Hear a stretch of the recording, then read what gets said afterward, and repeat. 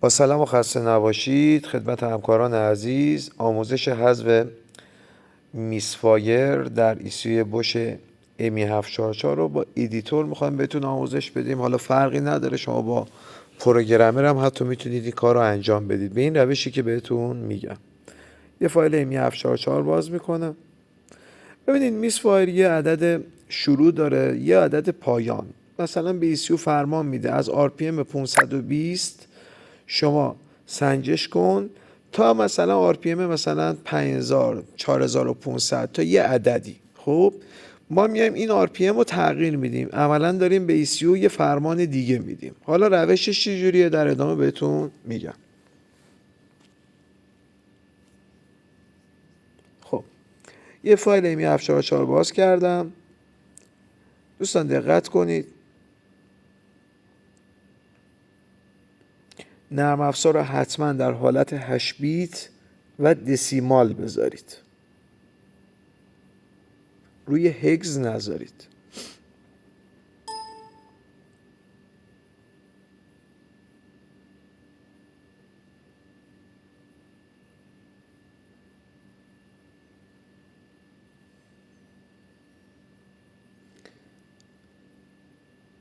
الان میذارم رو حالت دسیمال.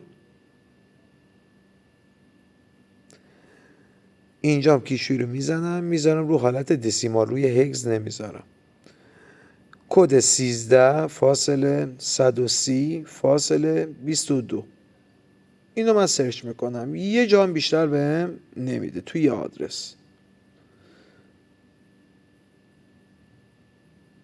خب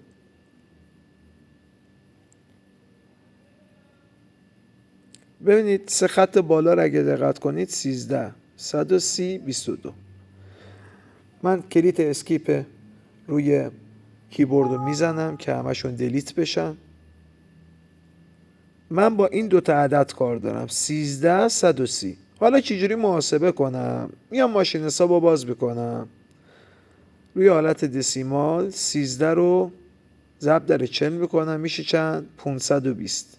به من میگه من دارم از RPM 520 میبینم. حالا براتون یه دونه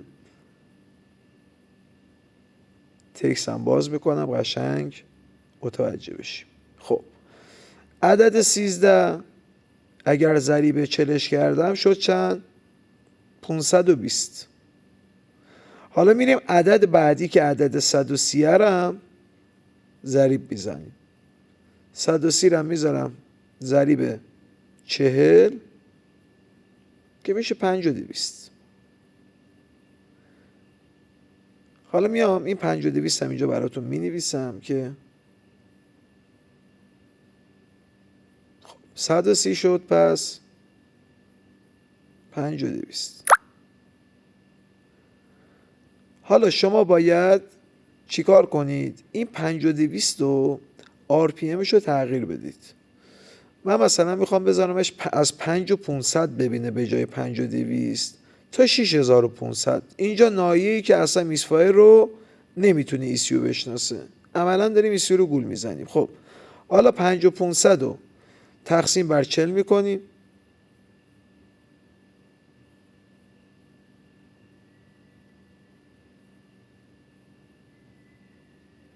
حالا بیا تقسیم به این بزرگی رو نمیبینیم.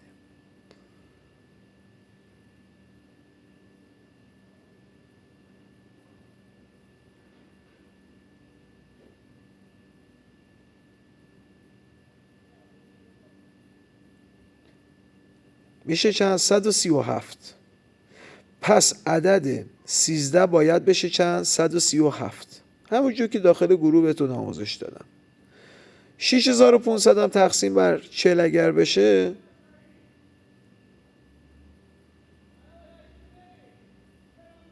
شما نیاز نیست که این محاسبات انجام بدید، کافی یه بار همون کدی که بهتون الان میگم رو بنویسید.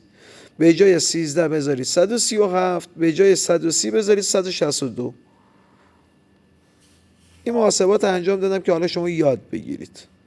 خب حالا میریم توی دامپمون، این فرمان رو جابجا میکنیم. میگیم به جای RPM 520 بیا آر پی ام 5500 به بعد ببین. خب ایسیو از اون به بعد اصلا میسفایر نداره. شما با کد خطایی P300 تا P304 پاک کردنش هم فایده ای نداره، فقط کد خطا پاک میکنی، تاثیر نداره.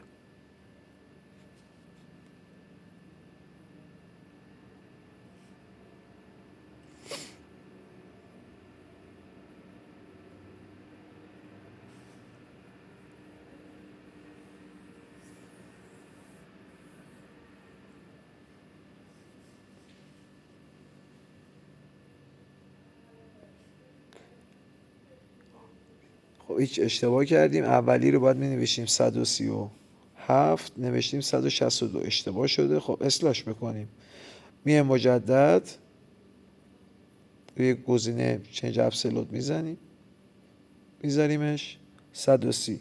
دوستانی که با هگز هم کار میکنن هگز 130 میشه 89، اینم دقت کنید.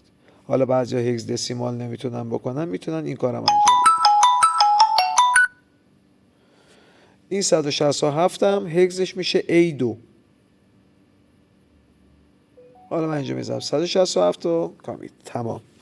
شما به همین راحتی میتونید میسفایر ماشین و مشکلش رو توی ECI ME744 رد کنید. هر ECU کد خاص خودشو داره. موفق باشید و مؤید.